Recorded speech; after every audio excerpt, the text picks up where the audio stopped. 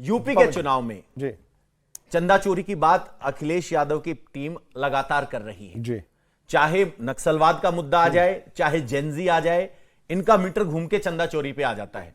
UP के चुनाव में जबकि आम आदमी पार्टी कह रही है नक्सलवाद का जिक्र करके आप डिरेल करना चाह रहे हैं आंदोलन को, जेनजी वाले आंदोलन को डाइवर्ट करना चाहते हैं। क्या यूपी के चुनाव में चंदा चोरी मुद्दा होगा या दिमागी नक्सल? अच्छा, हमने जब ये डिबेट शुरू करी पवन जी, आपने खड़गे साहब का वो भाषण चलाया, उनके पैर ठीक है? दिमागी नक्सल से पूछ रहा हूं, पैर ठीक है? क्योंकि 6 छंद के लिए खड़े होने के उनके पैरों में ताकत नहीं थी, लेकिन इतना लंबा चौड़ा भाषण देने के लिए उनके पैरों में ताकत है। यह है दिमागी नक्सलवाद। यहां से मैं शुरुआत करना चाहता हूं। इनके तत्कालीन पूर्व गृह मंत्री ने खड़े होकर कहा, कांग्रेस वालों ने, सबसे पहले हमने तो नहीं कहा था, प्रधानमंत्री जी ने जिस संदर्भ में कहा उनके लिए तो नहीं कहा था, उन्होंने खड़े कहा कि मैं भी दिमागी नक्सलवाद हूं। दिमागी नक्सलवाद ये भाजपा का विरोध करते करते, प्रधानमंत्री का विरोध करते करते ये लोग ये भूल गए कि ये देश की सुरक्षा का विरोध करने लगे या देश का विरोध करने लगे। कल को यदि प्रधानमंत्री जी ये कह दे कि शौच के बाद में हाथ धोना जरूरी है, तो ये 10 तर्क ले आएंगे कि नहीं नहीं नहीं धुलना चाहिए। ये तो जेएनजीओ के खिलाफ है, ये तो डॉक्टरों के खिलाफ है। कोई पूछने लगे क्या जी क्यों? क्या जी हाथ यदि साफ कर लेंगे तो डॉक्टर के पास में जाना पड़ेगा। ये तो जो जेनजी आगे डॉक्टर बनेंगे, इनका तो बोरिया बिस्तर बंद हो जाएगा, उनके पास में कोई बीमार होकर जाएगा ही नहीं। ये है नक्सलवाद। ये दिमागी नक्सलवाद 2010 से लेके 2014 तक 125 से लेके 140 जिलों में जो ये नक्सलवाद सक्रिय थे उनको खत्म किया। 2026 में जो रिपोर्ट दी गई वो पूर्णतः समाप्त हो गया। एक छोटा सा उदाहरण मैं आपको देता हूं, दिमागी नक्सलवाद पे हमला क्या होता है और केंद्र की सरकार ने उस पर क्या किया है। डीआरजी के साथ में जोड़ के, उनको मुख्य धारा में जोड़ के, जो उनके अनुभव जो थे उनको साथ में जोड़ के और देश की सुरक्षा के साथ में उनको जोड़ के नक्सलवाद को खत्म किया। ये किया केंद्र की सरकार ने। अब दिमागी नक्सलवाद इन्होंने तो मोदी जी का विरोध करना, आप करिए, आप विपक्ष में करिए, लेकिन आप देश का विरोध मत करिए। आप इन नौजवानों को गुमराह मत कीजिए। ये आपसे ज्यादा दिमागदार है और आपसे ज्यादा पढ़े लिखे और आपसे ज्यादा देशभक्त है। ये आपकी तरह ओछी राजनीति के लिए हर मुद्दे को डाइवर्ट करके देश की आंतरिक सुरक्षा के साथ में समझौता किसी भी रूप में नहीं कर सकते। पवार साहब ये कह रहे हैं कि जेनजी है, जितना समझदार ये सरकार के विरोध में है उतना ही समझदार विपक्ष की राजनीतिक सोच को परखने में है। भाई आप मुझे बताओ, देश में कोई भी आदमी जो है वो देश का विरोध क्यों करेगा? सवाल तो करेंगे ना। अरे अगर आप लोगों के पेपर लीक होंगे तो क्यों ना सवाल करें? 12 साल में अगर 150 पेपर लीक होंगे तो आप बताओ सवाल करने चाहिए या नहीं करने चाहिए? अगर सरकारी स्कूल जो है लगातार बंद हो रहे हैं, मिनिस्ट्री ऑफ एजुकेशन की रिपोर्ट कह रही है कि 20 स्कूल डेली बंद हो रहे हैं, तो सवाल करने चाहिए या नहीं करने चाहिए? अगर सरकारी अस्पताल में इलाज नहीं मिल रहा तो सवाल करने चाहिए या नहीं करने चाहिए? अगर बांग्लादेश से ज्यादा इंडिया की पर कैपिटा इनकम घट गई तो सरकार से सवाल करने चाहिए या नहीं करने चाहिए? भाई अगर ये कहते थे कि जो है हम अर्थव्यवस्था को यहां से वहां पहुंचा देंगे, अगर आज गरीब और गरीब होता जा रहा है, अमीर और अमीर होता जा रहा है, तो किससे सवाल करें? करने चाहिए या नहीं करने चाहिए? बताओ।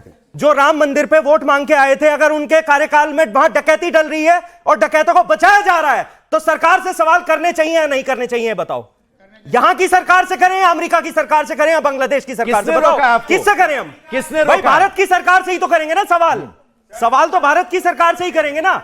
अगर हम उनसे सवाल करें तो फिर वो किसान अगर सवाल करें, जब 1000 किसानों ने गाजीपुर बॉर्डर में यहां से 10 किलोमीटर दूर शहादत दी, जब 3 काले कानून लाए, तो किससे सवाल करते किसान? ये बताओ ना। एमएसपी का दाम देने की बात करके आए थे, आज तक उन्हें दाम नहीं दिया। आय दुगनी करने की बात करके आए थे, आज तक उनकी आय दुगनी नहीं करी। अगर वो सवाल करें तो क्यों उन्हें खालिस्तानी बोला, क्यों उन्हें आतंकवादी बोला और क्यों उन्हें आंदोलनजीवी बोला? ये सरकार बताए ना।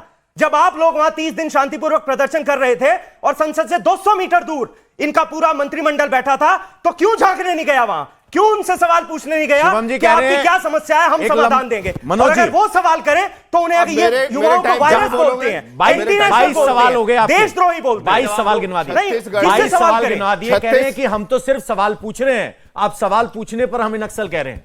36 अकेले इन्होंने कहा, छत्तीसगढ़ में नक्सलवादियों ने 500 स्कूल बंद कर दिए, रोड टावर वो तोड़ना तो छोड़ दीजिए, केंद्र सरकार ने हजारों किलोमीटर की सड़कें बनाई, एटीएम बनाए, स्कूल खोले, दूर दराज इलाकों में उन्होंने साधन पहुंचाए। आज तभी तो नक्सलवाद खत्म हुआ।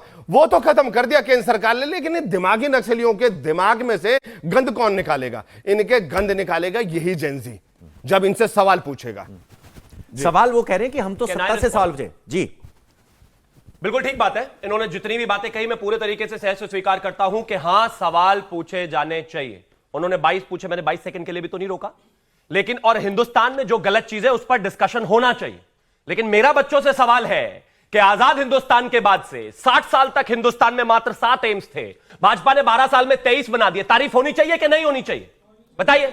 इस देश में, हिंदुस्तान में जब भाजपा सरकार में आई 2014 में, हिंदुस्तान के 60 साल के इतिहास में सिर्फ और सिर्फ 431 जो है वहां पर मेडिकल कॉलेज थे, उनको 850 कर दिया मात्र 12 साल में, डबल। तारीफ होनी चाहिए कि नहीं होनी चाहिए? हिंदुस्तान में जब भाजपा आई सिर्फ रोड नेटवर्क था 78,000 किलोमीटर का, आज उसको बढ़ाकर 1.5 लाख किलोमीटर कर दिया, 12 साल में डबल। जो 60 साल में हुआ था वो 12 साल में हुआ। तारीफ होनी चाहिए कि नहीं होनी चाहिए? इसके अलावा आईआईटी अगर 16 थे पूरे 60 साल में, 12 साल में उनको बढ़ाकर 23 कर दिया। तारीफ होनी चाहिए कि नहीं होनी चाहिए? और अब आगे आइए।